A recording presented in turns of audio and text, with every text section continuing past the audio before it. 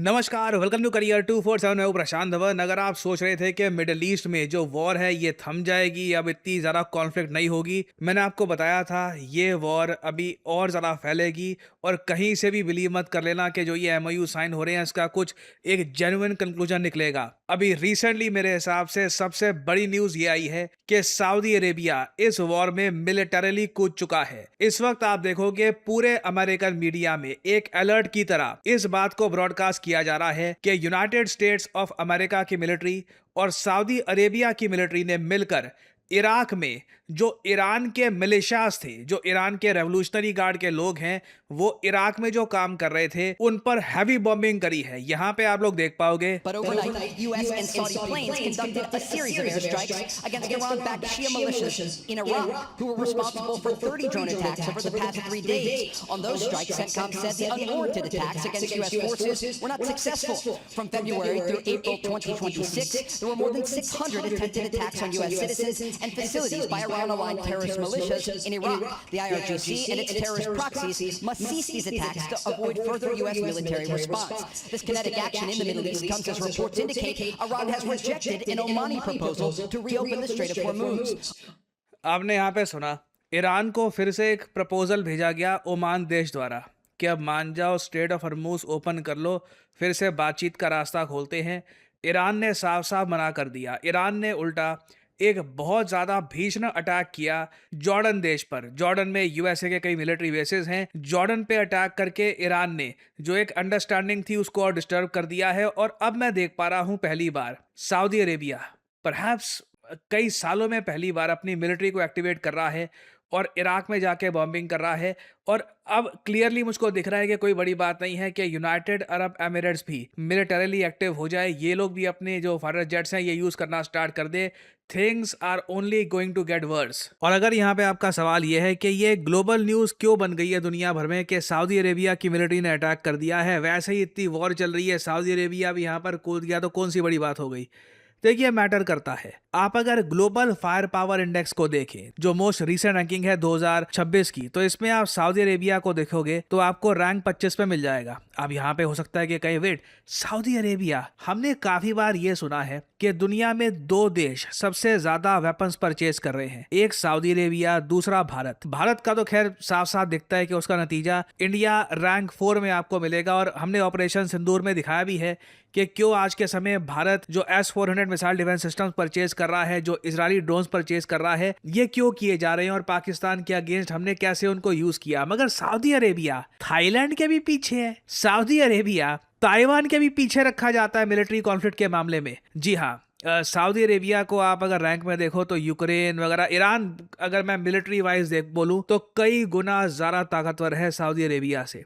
Reason मैं आपको बताता हूं क्या है। सऊदी अरेबिया ने कभी भी एक प्रॉपर मिलिट्री बिल्ड नहीं करी है। आप अगर देखोगे यूएसए के जो थिंक टैंक्स हैं वहां पे सऊदी अरेबिया का मजाक बनाया जाता है कि सऊदी अरेबिया को पता भी है कि इन लोगों की आर्म फोर्सेस कितनी खराब है। रीजन इसका बहुत ही सिंपल है। यमन जो बिल्कुल सऊदी अरेबिया के साथ में देश है, वहां पे हूती रिबेल्स हैं। ये लोग लंबे समय से सऊदी अरेबिया की ऑयल फील्ड्स में अटैक कर रहे हैं। सऊदी अरेबिया कुछ ना कर पाया। सऊदी अरेबिया ने पाकिस्तान के साथ जो मिलिट्री डिफेंस पैक्ट भी किया, जिसकी अनाउंसमेंट करी गई, वो भी अभी ग्राउंड लेवल पर कुछ एक्टिवेट होता हुआ दिखा नहीं है। ग्लोबल मीडिया में आप देखोगे यही आर्टिकल पब्लिश किया जा रहा है कि अब क्या पाकिस्तान इंटरवीन करेगा एक ऐसे टाइम में जब हूती रिबेल सऊदी अरेबिया पे लगातार अटैक कर रहे हैं, इनकी शिप्स को अटैक कर रहे हैं। क्या पाकिस्तान इंटरवेंशन करेगा? क्योंकि सऊदी अरेबिया अकेले सिचुएशन नहीं संभाल पा रहा। अब एक ऐसा देश जो यमन में हूती रिबेल्स को नहीं संभाल पा रहा, ये इराक में जाकर बॉम्बिंग कर रहा है यूएसए के साथ। ऑब्वियसली लोग नजर उठाकर देखेंगे कि अच्छा, क्या एक नया सऊदी अरेबिया खड़ा हो चुका है, जो इन्होंने बिलियंस ऑफ डॉलर्स खर्चे हैं अपनी एयरफोर्स को बिल्ड करने के लिए, जहां पे आज के समय इनके पास काफी अच्छे फाइटर जेट्स ऐड हो चुके हैं। फॉर एग्जांपल, सऊदी अरेबिया के पास F-15E स्ट्राइक ईगल एयरक्राफ्ट है। ऐसे 148 एयरक्राफ्ट सऊदी अरेबिया की एयरफोर्स में है। उसके अलावा यूरोफाइटर टाइफून है इन लोगों के पास। आपको याद होगा जब भारत में हम लोग बात कर रहे थे कि हम कौन सा फाइटर जेट परचेज करें, तो एक बार को यूरो फाइटर टाइफून जो है यूरोपियन एक फाइटर एयरक्राफ्ट है, और रफाल, उसके बीच में काफ़ी डिस्कशन हुआ था। तो भारत ने रफाल परचेज किया, सऊदी अरेबिया ने परचेज किया है यूरो फाइटर टाइफून। उसके अलावा इनके पास F-15 के वेरियस और वेरिएंट्स ये भी मौजूद हैं।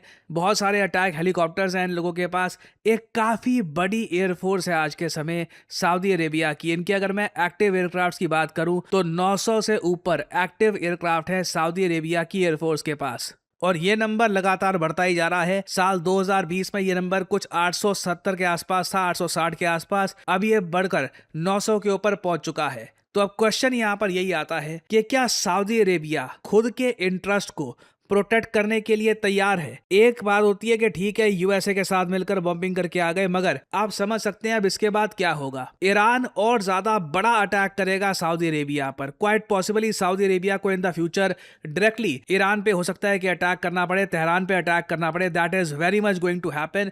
उस केस में सारी दुनिया देखना चाहेगी कि क्या मोहम्मद बिन सलमान वो लीडर होंगे जो सऊदी अरेबिया को ग्रेटनेस की तरफ लेकर जाएंगे। कुछ सऊदी अरेबिया ऐसा कारनामा कर देगा मिलिटरीली जिससे सऊदी अरेबिया सीधा यहां पर रैंक 25 से उठकर रैंक 20 के आसपास आ जाएगा। दुनिया रही कि सडनली सऊदी अरेबिया ने जो बिलियंस ऑफ डॉलर्स खर्चे थे फाइटर जेट्स को परचेज करने में, इसका कुछ इंपैक्ट दिख रहा है, या फिर कुछ ना होता। ईरान इतने ज्यादा मिसाइल्स बरसाएगा सऊदी अरेबिया पर कि ये लोग संभाल नहीं पाएंगे, और साथ में हूती रिबेल्स और अटैक करेंगे सऊदी अरेबिया पर कि लिटरली सऊदी अरेबिया को फिर बातचीत की तरफ ही वापस जाना पड़ेगा। और उस केस में कोई बड़ी बात नहीं है। सऊदी अरेबिया की रैंक ना सिर्फ इस इंडेक्स में, बहुत सारे इंडेक्सेस में आपको हो सकता है कि नॉर्थ कोरिया से भी नीचे गिरती हुई दिखे। और ऑब्वियसली जो भी सऊदी अरेबिया करेगा इसका डायरेक्ट इंपैक्ट आएगा इजराइल पर भी। आपको ये जान के हैरानी होगी, इजराइल के जो प्राइम मिनिस्टर है नेतन्याहू, ये फिर से आज के समय बात कर रहे हैं डोनाल्ड ट्रंप के साथ। दोनों लीडर्स डिस्कस कर रहे हैं कि आखिर ईरान मुद्दे का सलूशन कैसे निकाले।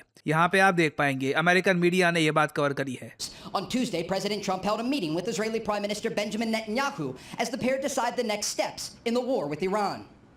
Look at this regime today. It's attacking everybody in sight. It's attacking Saudi Arabia. It's attacking Kuwait. It's attacking Bahrain. It's attacking the UAE and others. It's attacking everything in sight, and it murdered and maimed tens of thousands of its own citizens. तो अब यहाँ पे आप देख पाओगे Netanyahu का narrative बन चुका है। जैसे ही सऊदी अरेबिया, अब तो खैर जैसे ही बोलने का क्या फायदा, लिटरली सऊदी अरेबिया अब ये वॉर में कूद चुका है। सऊदी अरेबिया के इन्वॉल्वमेंट के बाद ईरान का जो ऑब्वियसली एक बड़ा अटैक होगा सऊदी अरेबिया पर, नेतन्याहू सिंपली ये बोलेंगे कि देखो ईरान कितनी बड़ी प्रॉब्लम है, ये सबको अटैक कर रहे हैं, हमको अटैक कर रहे हैं, जॉर्डन को अटैक कर रहे हैं, ये लोग सऊदी अरेबिया पे अपने मिसाइल्स बरसा रहे हैं, कुछ हमें बड़ा सॉल्यूशन इसका निकालना होगा। इससे ट्रंप पर ये और प्रेशर डालने का प्रयास करेंगे कि परहैप्स ट्रंप जो एक बड़ा निर्णय है कि ईरान का पूरा सिविलियन इंफ्रास्ट्रक्चर यूएस 1 घंटे में वाइप आउट कर दे, सारे ब्रिज वहां पे डिस्ट्रॉय कर दे, इलेक्ट्रिसिटी डिस्ट्रॉय कर दे, जिससे ईरान की सिविलियन पॉपुलेशन को बहुत नुकसान होगा। क्या उस रास्ते डोनाल्ड ट्रंप जाएंगे या नहीं जाएंगे? आई बिलीव नेतन्याहू यही पुश करेंगे डोनाल्ड ट्रंप को कि अब समय आ चुका है कि आप कठोर निर्णय लीजिए, नहीं तो सऊदी अरेबिया पर भी इस तरीके से अटैक्स होते रहेंगे और सऊदी अरेबिया परहैप्स इस टाइप की वॉर झेल ना पाए। सो आने वाले समय में आई बिलीव मेजर डेवलपमेंट्स होने वाली हैं। सऊदी अरेबिया का ये एक मेजर टेस्ट है, मोहम्मद बिन सलमान का ये बड़ा टेस्ट है, और परहैप्स इजराइल के लिए ये वो अपॉर्चुनिटी है जिसको इजराइल देख रहा था ट्रंप पर प्रेशर डालने के लिए। सो आने वाले समय में इस टॉपिक से रिलेटेड बहुत सी अपडेट्स आएंगी। मैं आप लोगों के लिए अपडेटेड वीडियोस लाता रहूंगा। फाइनली आप लोगों से मैं एक सवाल पूछूंगा, बहुत ही इंटरेस्टिंग क्वेश्चन है सऊदी अरेबिया के बारे में। जिस तरीके से भारत में आप अगर देखो तो 28 स्टेट्स हैं, बाकी यूनियन टेरिटरीज भी है, मगर स्टेट्स अगर हम देखें तो 28 है। उसी तरीके से सऊदी अरेबिया में कितने प्रोविंसेस हैं, प्रोविंसेस इनकी स्टेट्स आप अगर मान लो, तो सऊदी अरेबिया में आपको बताना है कि कितनी प्रोविंसेस हैं, कितने प्रोविंसेस में सऊदी अरेबिया डिवाइडेड है। ये मैटर बहुत ज़्यादा करता है क्योंकि इन द फ्यूचर में मेरा मानना है कि आने वाले 5 से 6 सालों में सऊदी अरेबिया का भी मैप आप काफ़ी हद तक बदला हुआ पाएंगे। ये है यहाँ पे आपकी ऑप्शंस 20, 12, 13 या फिर 15? कमेंट सेक्शन में करिए उत्तर। जो लोग देंगे सही आंसर उनकी कमेंट का मैं दे दूंगा हार्ट, ताकि बाकी लोग समझ पाएं कि सही उत्तर क्या है। मैंने आप सबको कहा था कि साल 2026 सबसे इंपैक्टफुल साल रहने वाला है, और मैं आपको ये भी बता दूं कि साल 2026 में सबसे ज्यादा इन डिमांड टेक करियर जो रहेंगे वो होंगे डेटा एनालिटिक्स और डेटा साइंस। ये सिर्फ मैं नहीं कह रहा है, इस पर London school of economics and political science ने एक पूरी रिपोर्ट पब्लिश करी है। और करियर 247 का जो state of the art data analytics course है और डेटा साइंस कोर्स है, इसकी मदद से ऑल ओवर इंडिया कई लोग अपना करियर शुरू कर रहे हैं और अपनी ड्रीम जॉब्स तक पहुंच चुके हैं। करियर 247 की जो सेल है ये एक्टिव हो चुकी है, जॉब रेडी सेल। 30% डिस्काउंट हम आपको ऑफर कर रहे हैं हमारे सभी कोर्सेज पे, चाहे डेटा एनालिटिक्स कोर्स हो, डेटा साइंस कोर्स हो, बिजनेस एनालिटिक्स कोर्स, ये सभी कोर्सेज आपको अपस्किल करते हैं। आप अगर सोच रहे हैं कि सिर्फ ग्रेजुएशन करने से कल को जॉब मार्केट में आप जाओगे, नौकरी मिल जाएगी, नहीं, खुद को आपको अपस्किल करना होगा। अपस्किलिंग के लिए ये आपके सामने बहुत अच्छा एक मैं कहूँगा प्लेटफॉर्म है, एक अपॉर्चुनिटी है आपके सामने।